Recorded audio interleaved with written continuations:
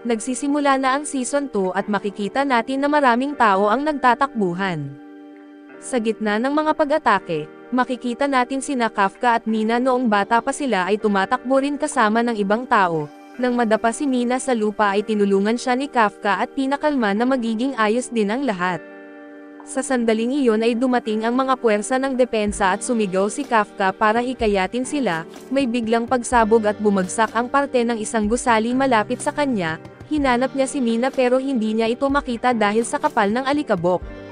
Nang mawala na ang alikabok at laking gulat niya na pinalilibutan na siya ng mga sundalo ng Defense Force at nakatutok sa kanya ang kanilang mga baril, sa likod ay nakita niya ang kanyang mga kasamahan sa cleanup team at si Mina na nakatayo sa itaas nila, nakatutok rin ang baril sa kanya. Sabi ni Mina na maghanda na si Kafka dahil malamang ito na ang katapusan niya at doon ay nagising si Kafka mula sa pagkabigla at doon niya lang napansin na nagbago na pala siya sa anyong kaiju. Sa utos ni Mina ay nagsimulang putukan ng mga sundalo si Kafka, kaya gumanti siya gamit ang parang laser beam na sumisira sa mga eroplanong lumilipad sa taas niya. Pagkatapos nito ay lumaki ang kanyang katawan at naging parang Godzilla at sa kanyang napakalakas na sigaw, lumitaw ang enerhiya sa buong katawan niya at boom, sumabog ang buong lungsod at nagising si Kafka mula sa bangungot niya na takot na takot. Samantala sa kabilang banda si Mina ay naglalakad sa headquarters ng 3rd Division, na ngayon ay wasak na dahil sa pag-atake ng Kaiju No. 10 at dumating si Soshiro at sinabi sa kanya na si Kafka ay nakakulong na ng 5 araw, kahit pa napagpasyahan ng mga nasa itaas na kanselahin ang kanyang parusang kamatayan. Habang nakatingin siya sa paligid, sinabi ni Soshiro na aabutin ng matagal bago maayos ang lahat ng nasira at sumang-ayon si Mina at naalala niya na ngayong araw din ang paglipat ng mga bagong miyembro sa kani-kanilang mga bagong team. Kasabay nito ay makikita natin si Reno at Furuhashi na nasa sasakyan papunta sa headquarters ng 4th Division, sa gitna ng biyahe ay bumaba sila at nag-picture taking muna sa mga historical na lugar sa paligid. Habang naglalakad ay ikinwento ni Reno kay Furuhashi ang ilang mga pangyayari noong una nilang pagkikita ni Kafka. Pagkatapos nito ay nagpatuloy sila sa kanilang biyahe pero ang nasa isip lang ni Reno ay ang isang bagay na kailangan niyang mas maging malakas para sa takdang oras na paparating. Pagkalipat ng eksena mula kay Kafka ay ipinakita si Kikoro na nakaupo habang hawak ang kanyang cellphone. Isa-isa niyang binubuksan ang mga mensahe mula sa kanilang team at tumitingin ng mga larawan ni Furuhashi at sa kabila nito, ipinilit niyang ibalik ang kanyang atensyon sa pagsasanay. Sa sarili niyang pag-iisip ay kinumbinsi niya ang sarili na kailangan niyang tumutok at magpakatatag, kung sakaling muling mawalan ng kontrol si Kafka ay dapat may kakayahan siyang pigilan ito at habang naghihintay ay bumukas ang pinto ng kanyang silid. Isang dambuhalang sundalo ang pumasok at inutusan siyang sumama upang makipagkita sa kanilang commander. Ang sundalo ay si IG na deputy commander ng 1st Division na isang kalbo at puno ng peklat ang mukha. Habang magkasabay silang naglalakad tinanong ni IG kung nakumpirma na ba sa kanya ni Mina ang tungkol sa paglipat. Gayunpaman ay ipinaliwanag muli ni IG na pansamantala siyang ililipat sa 1st Division habang muling itinatayo ang punong himpilan ng 3rd Division. Habang tahimik na sumusunod ay iniisip ni Kikoro na ang 1st Division ay ang pinakamalakas na unit sa Defense Force. Itinuturing ito bilang pundasyon ng lakas ng Japan at napakatanyag ng unit na ito at kahit noong nasa Amerika pa siya ay naririnig na niya ang tungkol sa kanila, sa kanyang pananaw ito na ang pinakamahusay na lugar upang palakasin pa ang kanyang kakayahan. Pagdating sa opisina ng commander ay hindi maitago ang sigla sa kanyang mga mata. Batid niyang makikita na niya ang pinuno ng pinakamalakas na unit sa buong Japan. Binuksan ni IG ang pinto at ipinaalam na iyon ang commander ng 1st Division na si Jen. Agad na palitan ng pagkadismaya ang lahat ng kanyang inaasahan at sa halip na isang maayos at matikas na pinuno, bumungad sa kanya si Jen na nakaupo sa gitna ng tambak ng basura at naglalaro ng PlayStation at tila ilang araw nang hindi natutulog. Ilang saglit ang lumipas sa katahimikan sa kamabilis na isinara ni IG ang pinto at sinabi niyang maghintay lamang siya saglit. Pagbalik sa silid ay agad sinipal ni IG si Jen na abala pa rin sa paglalaro at halos manalo na sa laban. Tumilapon si Jen sa tumpok ng basura kaso agad siyang bumangon at nagtungo sa kanyang PlayStation habang binabanggit na nasira ito at hindi niya palampasin iyon. Hindi pinansin ni IG ang reklamo at sinabihan si Jen na dapat ay nilinis na niya ang silid dahil may bisita siyang kasama. Formal namang ipinaliwanag ni Jen na narinig naman niya ang utos. Ngunit nasa kanya kung susundin niya ito o hindi at hindi na napigilan ni IG ang inis at muli niyang pinagsabihan si Jen, tinukoy na malinaw na tinamad lamang itong magayos. Naasar si Jen dahil sa pagkabasag ng kanyang Gundam statue at inangkin ang silid bilang sarili niyang espasyo, kaya't malaya siyang gawin ang gusto niya subalit agad itinuwid ni IG ang pahayag at ang silid ay opisyal na pag-aari ng 1st Division at hindi ito nakapangalan kay Jen.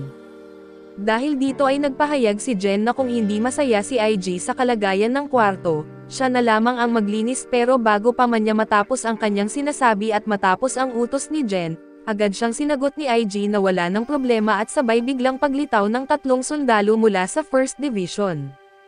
Kaagad silang nagsimulang maglinis ng silid at samantala ay nagpupumiglas si Jen, sumisigaw at tumututol dahil ayaw niyang may humawak sa kanyang mga gamit at hindi siya pinansin ni IG. Sa halip ay tumayo ito sa harap ni Kikoro na nananatiling nagulat at hindi pa rin makapaniwala sa mga nangyayari.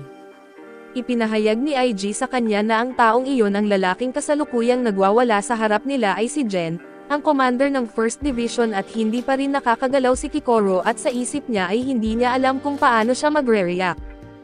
Hindi niya inakala na makakakilala siya ng mas walang kwenta pa kaysa kay Kafka at ngayon, hindi niya alam kung paano niya bibigyan ng respeto si Jen na sinasabing commander ng pinakamalakas na unit sa buong Defense Force, matapos niyang makita ang pag-uugali nito. Pinutol ang kanyang pag-iisip nang biglang magsalita si Jen at tinanong kung siya ba ang anak ni Director Isao, ang pinuno na umano'y laging nagdadala ng kaguluhan sa 3rd Division at dahil dito, nagdesisyon si Kikoro na bumati sa paraan ng militar dahil si Jen ay mas mataas ang ranggo kaysa sa kanya kahit pa wala siyang respeto sa pagkatao nito. Nagpakilala si Kikoro at binanggit na handa siyang sumali sa 1st Division at susunod siya sa lahat ng utos ng commander, nang walang labis o kulang at matapos iyon ay ipinahayag ni Jen na ayaw niya ng sobrang formalidad, bilang commander ng 1st Division na isa lamang ang hinihingi niya mula sa kanya. Nagtaka si Kikoro at inusisa kung ano ang hinihingi kaso bago pa niya matapos ang tanong ay tumunog ang alarm ng base. Ipinahayag ni Jen na ito ang pinakamagandang pagkakataon upang ipakita ang hinihingi niya mula kay Kikoro. Sinabi niya na bibigyan niya ito ng oportunidad sa actual battle upang matuto. Makalipas ang ilang sandali ay ipinakita ang higanteng Kaijo na siyang naging dahilan ng alarma at inaatake nito ang daungan. Ang mga sundalo ng 1st Division ay agad tumugon at tumungo upang kalabanan ito. Makikita si IG na nakasuot ng napakalaking armored suit na nagpapaputok ng mga bala sa halimaw. Inutusan niya ang ibang sundalo na gumamit ng mga kanyan upang salakayin ang Kaijo, ngunit walang epekto ang mga ito dahil sa makapal na shield na nakabalot sa buong katawan ng halimaw. Sa parehong oras si Kikoro ay nasa isa sa mga aircraft na dumadaan sa itaas. Pinagmamasdan niya ang aksyon sa ibaba at ipinahayag sa kanyang isipan ang paghanga sa husay ng mga sundalo na tila kayang kontrolin ang kilos ng mga halimaw. Ipinakita na ang dahilan ng mahusay nilang pakikitungo ay dahil bawat sundalo sa 1st Division ay kayang gamitin ang hindi bababa sa 40% ng lakas ng kanilang combat suit na isang level na hindi nararating ng karamihan. Ito ang patunay kung bakit sila ang pinakamalakas na unit sa buong Defense Force. Nang dumating ang ulat na matagumpay nilang naitulak ang halimaw sa lokasyon na nais nila, iniutos ni Jen kay Kikoro na maghanda at ipinaalala niya sa kanya na ang respeto, asal, dangal at sipag ay walang halaga sa kanya at itinaas niya ang kanyang buhok upang lumitaw ang kanyang mata na puno ng kasiglahan, pagkatapos ay tumalon mula sa aircraft. Habang bumabagsak mula sa ere ay inilabas niya ang isang dambuhalang sandata, sinangil ito ng enerhiya at sa isang mabilis na kilos ay itinarak ito sa katawan ng Kaijo, hinihila niya ang gatilyo ng armas at sumabog ang halimaw sa isang iglap. Pagkatapos ng pagsabog ay naupo siya sa hawakan ng kanyang sandata at sa harap ni Kikoro, ipinahayag niya na ang tanging bagay na nais niya mula sa kanya ay ang malupit at walang kapantay na lakas. Sa puntong iyon ay ganap nang naunawaan ni Kikoro ang tunay na pagkatao ni Jen ang totoo at walang halong pagpapanggap na pinuno ng 1st Division ng Defense Force. Kinabukasan ay ipinakita si Jen na may hawak na pahayagan at ang buong front page ay larawan ni Mina, at sa ibaba nito ay ang balitang si Jen ang siyang nakapuksa sa halimaw na umatake sa lungsod. May maliit ding larawan si Jen sa gilid ngunit halos hindi mapansin at ang headline ng balita ay nagsasabing si Mina ang siyang pumatay sa halimaw at hindi si Jen. Habang binabasa niya ito ay patuloy siyang nagrereklamo sa harap ni Kikoro, na tahimik lang at nakapatong ang mga kamay sa pisngi habang nakikinig sa kanya.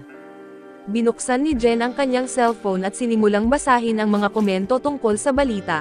Kalahati ng mga ito ay panunuya sa kanya habang ang natitirang kalahati ay papuri kay Nina. Lalong tumaas ang inis niya kaya't pumasok siya sa comment section at nag-post ng mga mura laban sa mga tao roon. Nang mapansin niyang unti-unting nababawasan ang mga taga-subaybay niya dahil sa kanyang mga pag-uugali, itinapon na lang niya ang cellphone sa tabi at makalipas ang ilang sandali, tinanong siya ni Kikoru kung wala ba talaga siyang balak sagutin ang cellphone niya na 2 oras nang walang tigil sa pagtunog. Sinabi ni Jen na huwag na siyang mag-alala dahil malamang ay para sa isang walang kabuluhan na meeting lang iyon. Ayon sa kanya ay sigurado siyang pagdating niya roon ay maaabutan lang niya sina Isao at IG na nakaupo habang suot ang seryosong mukha nila na kayang takutin ang kahit sinong bata, at pagkatapos ay puro walang saysay lang na paksa ang pag-uusapan. Wala siyang nakikitang dahilan upang sayangin ang kalagitnaan ng araw para lang sa ganoon. Sa puntong iyon ay dumating si IG at gaya ng nakasanayan, sinipa si Jen at hinihila siya sa tenga papunta sa opisina ni Isao. Habang hinihila ay nagtanong si Jen kung ganoon ba talaga kahalaga ang pakay nila. Nagbago ang ekspresyon ng kanyang mukha nang marinig niya kay IG na ang dahilan ng pagpupulong ay may kinalaman sa Kaiju number 8. Samantala ay ipinakita si Kafka na nasa loob ng kanyang silid, patuloy siyang nagsasanay habang iniisip na 5 araw na mula nang masabing siya ay isang kaiju at hanggang ngayon, hindi pa rin niya alam kung paano mapapatunayan ang sarili. Sa kanyang isipan ay naaalala niya si Reno at ang iba pa niyang mga kasama mula sa 3rd Division, sa puntong iyon ay nagdesisyon siyang gagawin niya ang kahit anong iutos sa kanya, basta't mabigyan lamang siya ng pagkakataong makabalik sa piling ng mga kaibigan niyang naghihintay. Bigla na lang dumating ang isang grupo ng mga sundalo sa kanyang silid at inutusan siya ng mga ito na sumama sa kanila papunta sa opisina ni Isao. Pagkatapos lamang ng ilang segundo ay nasa harapan na si Kafka ng mesa ni Isao at sa kanyang tabi ay naroon si Jen. Habang nakatayo ay napansin niyang si Jen ay siyang commander ng 1st Division, at nagtanong siya sa kanyang isipan kung totoo bang ito ang taong nagpatawag sa kanya roon at agad niyang nakuha ang kasagutan ng seryosong ipinahayag ni Isao na, simula sa araw na iyon si Kafka ay ililipat na sa 1st Division. Ipinaliwanag niya na bilang pinakamakapangyarihang kaiju na naitala sa kasaysayan at sa pagsasama ng 1st Division ang pinakamalakas na unit ng Defense Force, sila ang bubuo ng pinakamakapangyarihang team na kayang pumatay ng kahit anong kaiju, kahit pa isa ito sa mga may bilang. Idinagdag pa ni Isao na ito na ang nag-iisang pagkakataon ni Kafka upang patunayan ang sarili at kumbonsihin ang buong pamunuan sa darating na misyon. Habang pinoproseso ni Kafka ang lahat ng ito ay nararamdaman niya ang pagkakontra ng damdamin sa loob niya. Hindi siya komportable sa ideyang kailangan lamang siya ng lahat dahil sa kapangyarihang kaiju na nasa kanya. Ang kapangyarihang kaiju na nasa loob ni Kafka ay isang bagay na hindi maitatanggi, ngunit ang layunin niya sa ngayon ay hindi ang gamitin ito para sa iba kundi para patunayan muna ang sarili niya bago pa siya mahahatulan ng kamatayan. Sa isip niya ay saka na niya haharapin ang mga mas malalim na usapin kapag nagawa na niya iyon. Ipinaabot niya kay Isao na pumapayag siya sa desisyon ngunit biglang sumasabat si Jen at tinutulan ang desisyon. Mabilis at diretso niyang sinabi kay Isao na hindi na kailangan. Nagpakita ng pagkabigla sina Kafka at Kikoru na kapwa hindi inaasahan ang sinabi ni Jen at tumingin si Kikoru kay Jen. Halatang nagtatanong ang kanyang mga mata at ipinahayag ni Jen na sapat na ang pagkakaroon niya sa team upang matawag silang pinakamalakas na unit at doon ay tumalikod siya at naglakad paalis.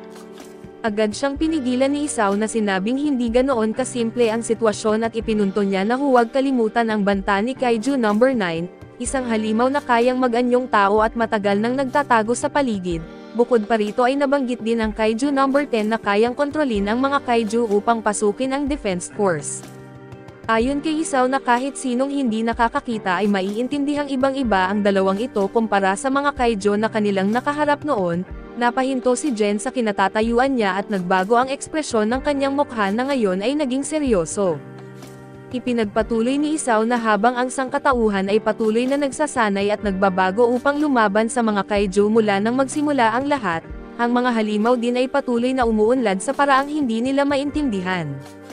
Lahat ng malalaking sakunang naganap sa mundo ay dulot ng labis na pagtitiwala ng tao sa kanilang sariling lakas at sakay-abangan na dala nito. Sa bawat panibagong kaiju na lumalabas ay palaging napapatunayan na lumilihis sila sa inaasahang kilos at katangian kaya't kinakailangan ng mga tao na matuto ring umangkop at magbago kung nais nilang makakalaban ng patas. Sa pagtatapos ng paliwanag ni Isao ay humarap si Jen kay Kafka at iginiit na ganoon ba kalalim ang pagdududa niya sa kakayahan nito. Ipinahayag niya ang kanyang pananaw na ang pinakamahusay na paraan upang magamit si Kafka ay gawing isang sandata, at gamitin siya bilang kapakipakinabang na puwersa sa panig ng tao. Napuno ng pagkagulat at pagkalito ang mukha ni Kafka at ni Kikoro at susubukan pa sanang sumagot ni Isao ngunit biglang nagsalita si Kafka. Malinaw niyang sinabi na hindi pa siya pwedeng mamatay ngayon dahil may isang napakahalagang pangako siyang kailangang tuparin, hanggat hindi niya ito natutupad ay gagawin niya ang lahat para mabuhay. Tumayo siya ng tuwid na tinaas ang kamay at binigay ang formal na salutong militar. Sa puntong iyon ay idineklara niyang opisyal na siyang bahagi ng 1st Division simula sa sandaling iyon. Umalis si Jen at walang anumang emosyon sa mukha at wala siyang pakialam sa mga pangako o panaginip ni Kafka. Ang tanging mahalaga sa kanya ay mapatunayan ni Kafka ang sarili niya sa aktwal na labanan. Sa isang matalim na tingin ay sinabi ni Jen na sa oras na mawalan ng kontrol si Kafka, siya mismo ang papatay sa kanya at gagawing sandata ang kanyang katawan at pagkatapos nito ay lumabas si Jen mula sa silid. Samantala makikita si Mina na nakaupo habang tinatapos ang ilang dokumento at nang makita niya si Soshiro, agad niya itong tinawag upang simulan na nila ang training at sa kabilang banda, si Kikoro naman ay abala sa pag-iimpake ng kanyang mga gamit mula sa bahay. Saglit siyang tumigil at tinitigan ang isang lumang litrato ng kanyang ina at nakaramdam siya ng lungkot. Si Isao ay bumaba sa isang underground facility ng base at doon ay naghihintay ang isang pangkat ng mga siyentipiko.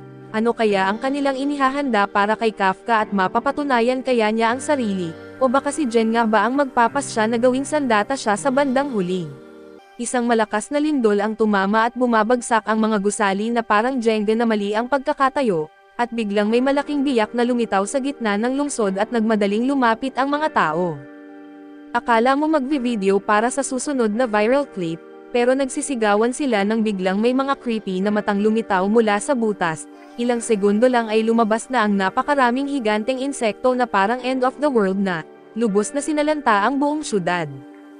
Pero bago pa nagkagulo ay todo kayod na si Kafka na parang nakasalalay ang buhay niya rito at binubuhos niya ang lahat sa bawat training. Kahit tapos na ang araw at nagpapahinga na ang iba at nandoon pa rin siya at pinapawisan na parang may final exam sa Kaiju School at teka lang, parang kamukha niya yung isang lalaki na parang mas batang bersyon ni Kafka. Samantala ay dumating si Kakoro para sa sarili niyang espesyal na training at binuksan niya ang pinto. Akala niya seryosong training ang aabutan, pero nakita niyang nakayuko ang superior niya na nakikiusap na pautangin siya.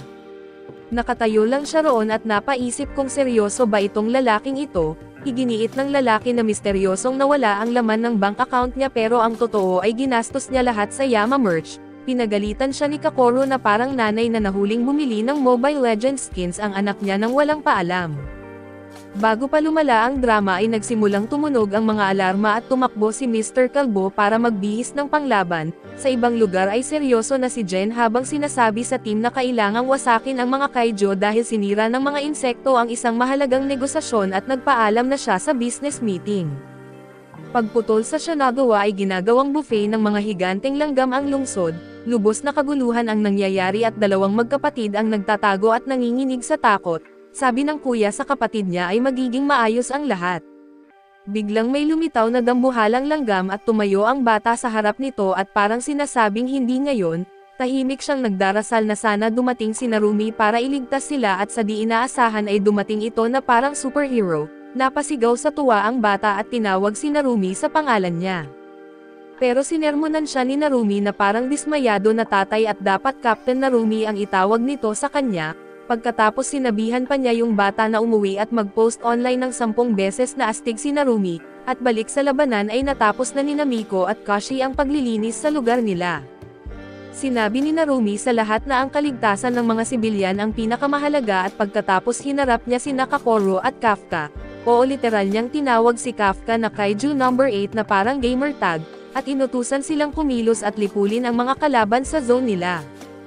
Samantala ay binabantayan ng mga nerd sa laboratorio ang vital signs ni Kafka na parang isa siyang lumalakad na eksperimento sa siyensya. Kasabay nito ay minomonitor din nila ang mga evacuation shelter para masigurong ligtas ang lahat.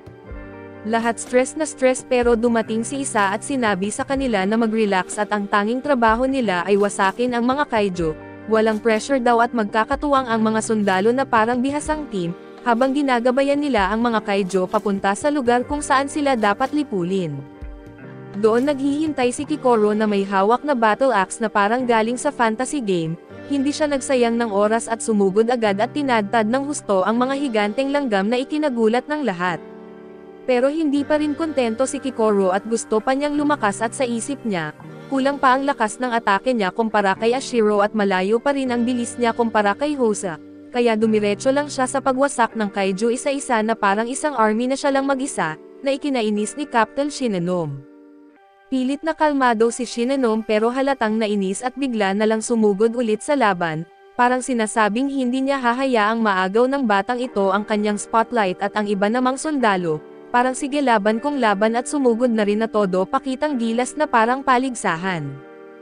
Habang nangyayari yun ay sinabi ni Hagawa kay Narumi na baka mas malakas na si Kikoro ngayon kaysa noong rookie pa siya. Sumagot si Narumi na oo mas astig siya noon at ngayon ay sobrang kaguluhan na ang sitwasyon lahat nagkakandara pa dahil ang mga higanteng langgam, na dati ay nananatili lang sa ilalim ng lupa na parang nagtatago sa ex nila. Biglang lumitaw para maghasik ng lagim at ang masama pa na parang hindi sila umaasta ng normal, kaya ang lahat may kutob na may kakaiba at naalala nila ang insidenteng nilusob ng mga kaiju ang base sa Tatikawa, mukhang may naguutos sa mga langgam na to. Si Kafka ay todo effort na maging kaiju killer kaso kabadong-kabado siya kasi alam niyang may mga nakamasid at sobrang taas ng pressure, kapag pumalpak siya ay tapos na ang lahat at doon ay sinubukan niyang gamitin ang mga kapangyarihan niya bilang kaiju, pero parang sinusubukan niyang labanan ang oso gamit lang ay kutsara. Walang epekto sa mga langgam at natatakot si Kafka na mag-transform ng buo bilang kaiju, dahil nung huling beses na ginawa niya yun ay bogbog ang inabot ni Isawa subalit alam din niya na kapag nag-alinlangan siya ay tiyak na siya ang matatalo, kaya't handa na sana siyang mag-transform pero laking gulat niya na palpak. Nabigo siya sa pinakawalang kwentang paraan na parang aso siyang nagtataka habang pinapanood ang tennis, nagkakagulo ang mga siyentipiko at sigaw ng sigaw na hindi nagtatransform si Kaiju number 8. Si Kafka naman ay napatanong kung bakit di niya magawa tapos biglang bam, may lumitaw na bagong malakas na kaiju signal na doon mismo sa kinatatayuan ni Kafka, at sino ang dumating malamang si Kaiju number 9 at mukha siyang bagong nag-level up na pangit. Tanong agad ni number 9 na kung ito ba si Kaiju number 8, si Kafka naman ay sobrang litong-lito at iniisip kung naaamoy ba talaga ng halimaw na to ang mga kaiju o anuman. Bago pa siya makapag-isip ng maayos ay umatake na agad si number 9 at si Kafka ay napaisip na parang ang bastos naman. Sinubukan ulit ni Kafka na mag-transform pero wala pa rin at palpak na naman at nasa panic mode na ang mga siyentipiko, nagpapadala na ng emergency signal kasi malapit nang mawalan ng kontrol si Kafka at ayaw nilang mapasakamay ang ganong peligro. Si Narumi naman ay chill lang at sabi niya na siya na ang bahala sa number 9 na yan. Pero habang papalapit siya ay panibagong sorpresa at doon ay biglang naghiwalay si number 9 na parang isang masamang magic trick. Si Narumi naman ay napaisip teka dalawa ba talaga tong mga to o may memo siyang hindi nabasa. Bigla na lang lahat ng mga kaiju na pinabagsak kanina at ayon bumangon muli na mas malalakas pa kaysa dati. Parang pangit na sequel na walang may gusto at nagpapanik na ang mga sundalo dahil mabilis nang nagiging parang monsterized na basurahan ang sitwasyon. Nakita ni Narumi kung gaano kalakas si number 9 at alam niyang sobrang hirap ng laban na to. Nang makita ng mga sundalo na bogbog na si Kafka na sinubukan nilang tumulong, pero wala silang laban na parang langgam lang sila kay number 9 na pinatalsik lang sila na parang wala lang, hirap na hirap si Kafka at pilit pa rin niyang sinusubukang mag-transform, pero hindi talaga siya tinutulungan ng katawan niya. Samantala sa command center ay pinapanood ni Isa ang lahat habang ang general ay nagsabing, siguro huwag ka munang gumalaw ngayon at oo ay ayaw nilang magkaaberya kung sakaling mawalan ng kontrol si number 8, si Isa naman na parang gets ko naman pero may kakaiba talaga sa nangyayaring ito. Balik sa labanan ay muntik nang mapatay ni number 9 si Kafka at ipadala siya sa Kaiju Graveyard in the Sky pero boom, dumating si Kikaro sa tamang oras at hinati si number 9 sa dalawa gamit ang kanyang sandata, pero hulaan mo nag-regenerate si number 9 na parang wala lang.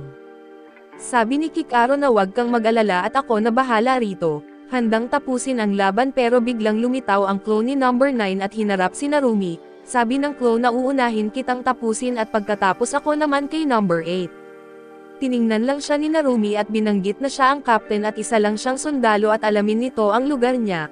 Pero syempre ay hindi naman uupo lang si number 9 dahil sa umatake siya kay Narumi at doon na uminit ang ulo ng kapitan. Nag full beast mode si Narumi at sinimulan niyang wasakin ang paligid. Ipinapakita kung gaano kalakas talaga siya at habang nangyayari ang lahat ay pinapanood lang ni isa at iniisip na ito mismo ang klaseng pagsubok na kailangan ng bagong henerasyon. Balik tayo kay Kikoro na tinanong niya si Kafka kung kaya na ba nitong mag-transform, pero sagot ni Kafka na kahit ilang beses na siyang sumubok palagi pa rin siyang nabigo at nang marinig ito ni Kikoro ay naisip niya na baka ang Kaiju number 9 ang nakakaapekto sa kanya. Pero naputol ang iniisip niya nang biglang magsimulang muli ang Kaiju number 9 na mag-transform para umatake. Mabilis itong naglabas ng daan-daang atake pero agad umatras sina Kafka at Kikoro para umiwas. Nang nakalayo na sila sa panganib ay sinabi ni Kikoro kay Kafka na siya ang aatake at gagawin ang lahat para makapagdulot ng malaking pinsala, sa pag-aakalang pinipigilan ng Kaiju number 9 ang transformation ni Kafka. Iniisip niyang habang nagre-regenerate ito ay titigil na ito sa paghadlang at dagdag pa niya na kahit ayaw niyang aminin, kailangan niya ang tulong ni Kafka para talunin ang Kaiju number 9 at pumayag si Kafka at hindi na sila nagsayang ng oras at sabay silang umatake. Nang makita ng Kaiju ang paglapit nila at ang pagsubok na palibutan siya, tinawag niya silang mahina na kahit pa nga dalawa laban sa isa at bigla itong nagdesisyong hatiin ang ulo nito at naging dalawa. Ngayon ay sabay na silang pinaputukan ng sunod-sunod na bala. Sinubukan ni Kafka na umiwas pero tinamaan pa rin siya ng ilang bala, habang si Kikoro ay napipigilan ang mga atake gamit ang kanyang sandata pero habang abala sila, sinamantala ng Kaiju ang pagkakataon at ginugulat si Kikoro ng isang sorpresang atake. Akala ng kalaban ay napatumba na niya ito kaya't nagsimula siyang muli ng panibagong atake. Pero laking gulat niya nang biglang umatake si Kikoro mula sa itaas at pinagsasaksak siya at sobrang nagagalit na si Kikoro dahil palagi na lang siyang nawawalan ng mahal sa buhay nang wala siyang magawa ngayon, hindi na siya papayag at ililigtas niya ito. Dito na ipinakita ang mga alaala ni Kikoro noong bata pa siya at sa loob ng classroom ay pinapanood niya ang nanay niya sa TV. Kilala ang nanay niya bilang si Hakari at ito ang Valkyrie na isa sa pinakamalalakas na miyembro ng Defense Force at sa gabi naman, pag-uwi ni Hakari sa bahay nila ay sinalubong siya ng batang Kikoro na masayang masaya. Habang naglalaro sila ay ikinwento ni Kikoro ang lahat ng ginawa niya sa buong araw at masaya namang nakinig si Hakari. Habang naglalaro sila ay napansin ni Kikoro na may benda ang braso ng nanay niya, tinanong niya kung nasugatan ba ito. Sinagot siya ni Hakari na malakas ang Kaiju na nakalaban niya pero hindi naman ganoon kalala ang sugat. Sa seryosong tono ay nangako si Kikoro na paglaki niya ay sasali siya sa Defense Force para mailigtas ang kanyang ina at nagulat ang mga magulang niya sa sinabi nito. Sabi ng kanyang ina na kapag napunta sa panganib si Kikoro ay siya mismo ang magligtas dito at mula noon, dumaan sila sa maraming alaala at panahon hanggang sa dumating ang araw ng labanan ni Hakari laban sa Kaiju number 6. Dito siya namatay pero nakapagliligtas siya ng maraming buhay at sa panahong iyon, kinilala si Hakari ng buong Japan bilang isang tunay na bayani at sa gitna ng burol, umiiyak si Kikoro at tinawag ang sarili niyang sinungaling dahil hindi niya natupad ang pangako niyang iligtas ang ina.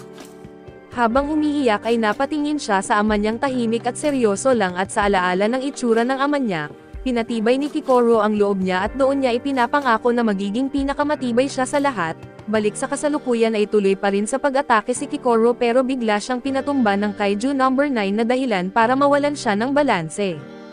Dahil dito ay nag-alala ang mga tao sa base pero biglang dumating si Kafka at tinulungan siya gamit ang isang malakas na sipa. Sa kasamaang palad ay napinsala ang kanyang binti at nabali at sinubukan na hanapin ni Kaiju number 9 si Kikoro pero bigla itong inatake.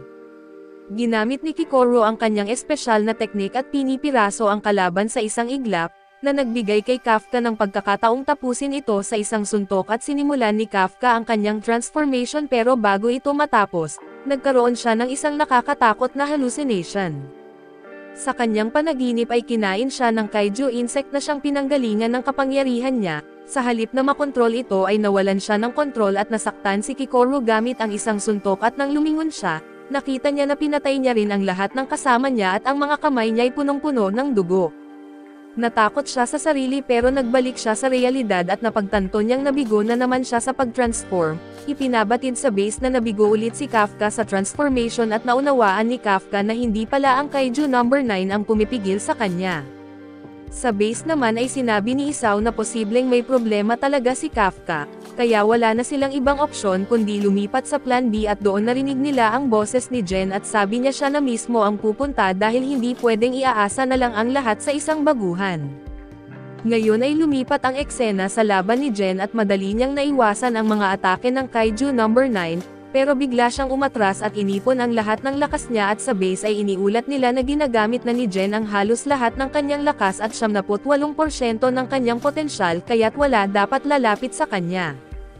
Handa na si Jen at sa napakabilis na kilos ay umatake siya at sa pamamagitan ng kanyang sandata ay hinihiwa ang Kaiju number 9, laking gulat ng Kaiju nang mapansin niyang sinusunog ng sandata ni Jen ang katawan niya dahilan para hindi ito makapag-regenerate. Sinubukan ng Kaiju na lumayo para umatake ulit pero bago pa man siya makapagsimula ay inatake na naman siya ni Jen mula sa malayo. Nagpalitan sila ng mga putok pero bigla na lang gumalaw ng sobrang bilis ang Kaiju at napalapit kay Jen. Ngayon at magkaharap na sila ay tumira ng isang malakas na hiwa si Jen pero naiwasan ito ng Kaiju at binabalikan siya ng mabilis na counterattack. Sabi pa ng Kaiju ay naiintindihan na raw niya kung paano lumaban si Jen. Umatras si Jen para umiwas pero huli na at nahulog na pala siya sa bitag ng Kaiju number 9, pinalawak ng Kaiju ang katawan niya na parang ugat at pinasabog ang paligid at nagalala ang lahat sa base sa nangyari at sabi ni Isao, mukhang nag-e-evolve ang Kaiju number 9 habang nakikipaglaban. Kinumpirma ito ni Isao at sinabing iba na raw ang anyo nito kumpara sa mga lumang ulat, natuto ito habang nakikipag-ugnayan sa mga tao at patuloy na nagbabago na parang isang nakamamatay na virus. Nag-alala ang ilan sa base pero mula sa transmission ay sinabi ni Jen na walang dapat ipag-alala, dahil siya mismo ay mas malakas pang banta at oo si Jen ay isang tunay na pasaway. Nagulat ang Kaiju number 9 dahil sa kabila ng malakas na atake si Jen ay hindi man lang nasaktan. Nagmukha pang astig si Captain Jen at sinabi ngayon pa lang siya nagsisimula magpainit ng kanyang battle suit at panahon na raw para manghuli. Dito na niya inactivate ang mga mata niya at nagtaka ang Kaiju number 9 at tinanong kung ano ang meron sa mga mata ni Jen na parang mata raw ito ng isang Kaiju. Pero bago pa niya matapos ang tanong ay tinamaan siya ng isang bala na tumatagos sa kanyang dibdib. Hindi siya makapaniwala at inamin niyang nagkamali siya sa pag-aakalang alam na niya kung paano iwasan ang mga atake ni Jen. Samantala ay ipinaliwanag ni Isao na ang gamit ni Jen ay tinatawag na Retina 001, ang pinakaunang numbered weapon ng Japan na gawa mula sa retina ng Kaiju number 1, habang patuloy ang laban si Jen ay patuloy na nakakaiwas sa lahat ng atake ng Kaiju at palaging tumatama ang kanyang mga bala. Naguguluhan si Kaiju number 9 kung bakit hindi niya maiwasan ang mga atake. Akala niya ay bumilis lang si Jen pero napansin niyang hindi iyon ang dahilan at tumatarget si Jen sa mismong lugar kung saan siya gagalaw. Paliwanag ni Isao ang Kaiju number 1 ay may kakayahang makita ang hinaharap sa pamamagitan ng pagbabasa ng mga signal mula sa utak kapag gumagalaw ang isang nilalang, kaya nitong hulaan kung saan pupunta ang kalaban bago pa ito gumalaw. Dagdag pa ni Isao na ayon sa mga tala ang Kaiju number 1 ay may mga atake na imposibleng iwasan at sa gitna ng laban, habang pinagmamasdan ng mabuti ni Jen ang Kaiju number 9 ay nakita niya ang lokasyon ng core nito at ngayon ay papalapit na siya para umatake. Habang sinasabi ng Kaiju number 9 na imposible na raw siyang manalo dahil hindi siya kasing bilis matuto tulad ni Jen, agad siyang piniraso ng makapangyarihang otako kasabay ang isang astig na pose at tinapos ni Jen ang laban. Sa base ay nagsaya ang lahat para sa tagumpay nila pero si Isao ay iniisip na ngayon naman ang pagkakataon ni Kafka para ipakita ang kanyang lakas, samantala si Kafka ay lutang pa rin at nadidismaya sa sarili dahil sa patuloy na pagkabigo sa kanyang transformation.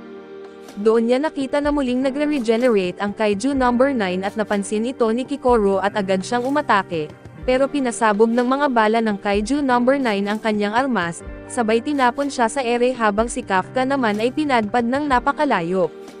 Sa kabila ng matinding sakit ay napaisip si Kafka na baka kaya siya nabigo sa transformation ay dahil natatakot siyang mawalan ng kontrol at masaktan ang mga kasama niya. Narinig ito ni Kikoro at agad siyang lumapit upang depensahan si Kafka at sinabi niya na huwag siyang maliitin hindi lang siya kundi pati na rin ang iba pa nilang kasama.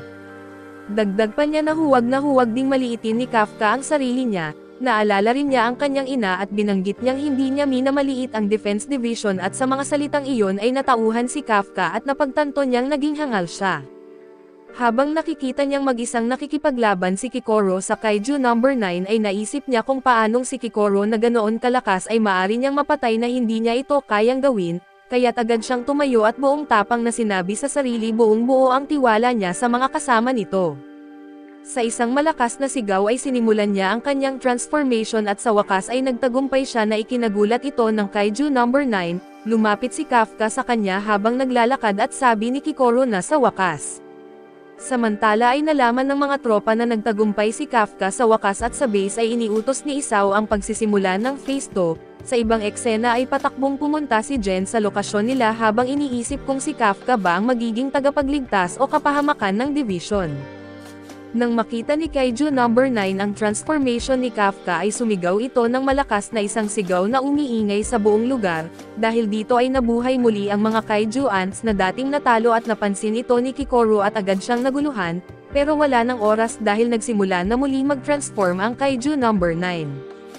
Hinawakan siya ni Kafka sa balikat at nagpasalamat at kahit wala siyang kumpiyansa sa sarili, tiniyak niya kay Kikoro na buong tiwala siya sa kanila at hiningi niya sa Blondie na siya na ang bahala sa mga Kaiju ants. Pumayag si Kikoro pero biniro siyang siya mismo ang papatay kay Kafka kung hindi nito matatalo ang Kaiju No. 9. Naghiwalay sila ng tungkulin kung saan si Kafka ay tumakbo ng buong bilis papunta sa kalaban, habang sinabi ng Kaiju No. 9 na hindi na raw ito katulad ng dati. Nahuli nito ang paa ni Kafka at naghanda ng malakas na atake at iginiit na kaya na niya itong patayin ngayon.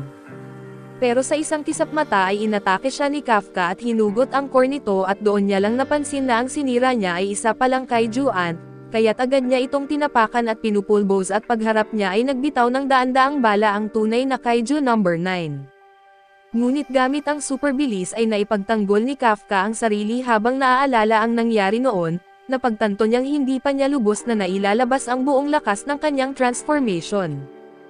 Habang umiiwas sa mga bala ay umakyat siya sa isang gusali at mula roon ay tumalon ng sobrang taas, sinabi niya sa sarili na dahil minsan na siyang naposes ay mas mahusay na siya ngayong gumalaw, pero paglanding niya ay agad siyang nabitag muli at hindi na nagsayang ng oras ang Kaiju No. 9 at naghanda ng panibagong atake. Agad namang pinakawalan ni Kafka ang sarili at tumalon ulit at ngayon ay mas mataas pa at sa pagbulusok pababa, ginamit niya ang buong lakas para bigwasan ang Kaiju No. 9 hanggang sa ito'y naging isang bogbog na laman at tumalsik ang dugo nito at tila umulan ng dugo. Sa base ay nabigla ang lahat sa lakas ng Kaiju No. 8 pati ang kalbong sundalo at doon ay nagtayuan ang mga balahibo niya kahit wala siyang buhok.